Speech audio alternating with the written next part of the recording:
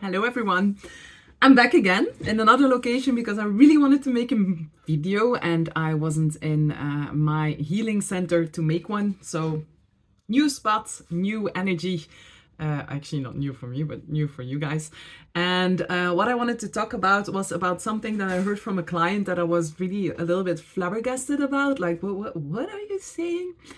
And she was talking about the fact that she was in a yoga class, and actually it was kind of a workshop where they were very firm on the fact that it was not allowed to be laying with your feet towards each other.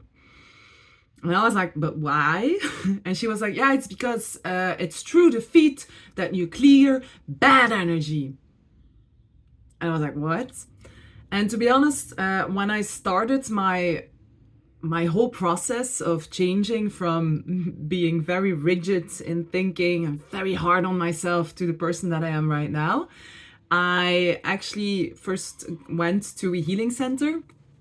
A healing center. It was a yoga center where they gave yoga classes, Pilates classes, and there was one yoga teacher, and I remember that I did meditation with him. And you have to know this guy had very hard energy. He was very hard on himself. He was very rigid in thinking, which I realize now. At that time, I didn't know. I was still so uncertain about myself and still searching, so I didn't realize anything of it. And we were doing a meditation, but at that time I had a severe hip injury and I couldn't sit in the cross-legs over. So I was with my legs straight forward, and he got so angry at me, like really angry, because I had the guts to point the feet towards him. And he was, and I was like, I didn't know, so I was like apologizing, which I would not do at this case. I'm never apologizing ever again for simply being me. And I apologized, and I had to like sit in this really not comfortable position for the rest of the meditation. So you can actually already know how the meditation went. It was horrible for me. And it was later on that someone also like pointed something like that out, that this is something that is told in the yogic world. Now I looked it up because I was like, oh, what is with this? And it's actually also in the shamanic world and in the healing world that they are talking about it. To be honest, my experience with this is totally different. Of course, your feet are very important, as are your hands, as is your head. Yet I have to be very honest with you, when I give healing sessions or when I'm speaking towards someone, the release of bad energy, it really comes in so many different ways and different forms and out of places of the body that you really cannot imagine where they come out of. So why would you be thinking so rigid in the way of like releasing bad energy from the feet? Like, honestly, if you're like, you just had you made love with your partner and you're sitting in front of each other and one is pointing the feet towards the other one, are you going to say, oh, bad energy, don't do that? Like, seriously, what? It's not like that. Of course, like when I give fascia classes, I have like this technique that I place certain, I have to explain it. It's like certain pieces of construction that I put, that when someone has a release, which often happens in my classes, that it's not immediately taken over by someone else who got like drawn to it. So that when it's a release, it can release further to where it's supposed to be and not in someone else's system.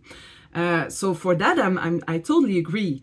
Yeah, just that it's just the feet, it's not true. You don't want to know how many times I've seen in my daily life, in my practice, people towards me, that when they speak, that a lot of dark came out. Yeah, excuse me, but that's also like bad energy. And that's also why it's so important that you put firmly your boundaries and say no when actually it's a no. So that energy, which is first, what I often see is it's like on them when it comes through the mouth. It's on them. Sometimes they search another spot to cling on to. And when your energy is not grounded, you take it in. And that is a decision that your system makes. So even when you have a bad release through your feet, even then, your system has the decision to take it in. So actually, I'm pleading to get away from the rigid way of thinking we obviously have as human beings about energy. Like, the release of energy is... I've seen holes like this where an energy comes out. I've seen someone being split open in ways that I'm like, what the fuck is happening here? And like really split open from the chest, for instance, till the navel, and all kind of stuff comes out. Release comes in so many different ways. I've also seen it happening on different levels, not the physical body. Yet it showed me like, if I see release in this level, in this dimension, then the physical, there it is. So please don't be so rigid. And for all you yogic, healers, shamanic people, we have to, like, this is something that I'm not the only one seeing this, am I? Like, releasing bad energy, which is actually just a releasing of energy that doesn't serve you anymore. Simply that is like everywhere. And sometimes it stays in for a very long time. So who's to blame then, huh? So try not to be that rigid in thinking.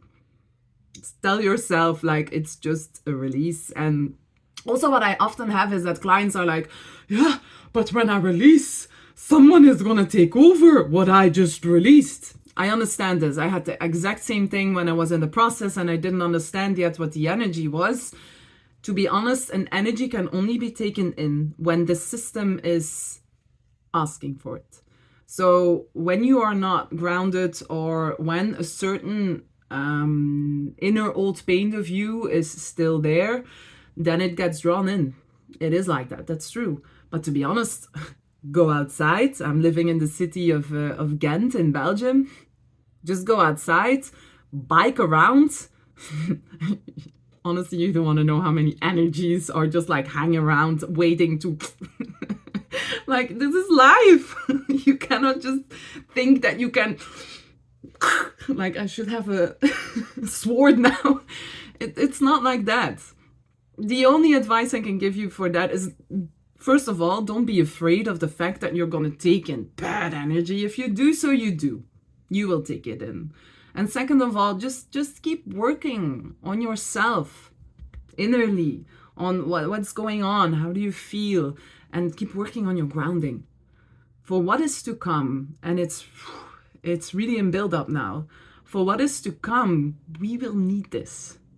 That's the only thing that you have to focus on. Don't freak out when you spoke with someone and you feel you got a very tight, oh my God, bad person. Don't do that. Okay, maybe it's better that you don't speak to that person anymore. But just be like, okay, what can I learn from this? I can still speak to these people, yet I adjust the time. And I'm more and more getting into this energy where I'm in the possibility to send out love and warmth without getting drained fully.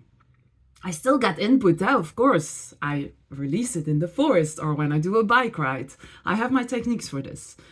It's just do that. Focus on your grounding. Focus on you. Don't freak out. When you feel fear coming up, it's you.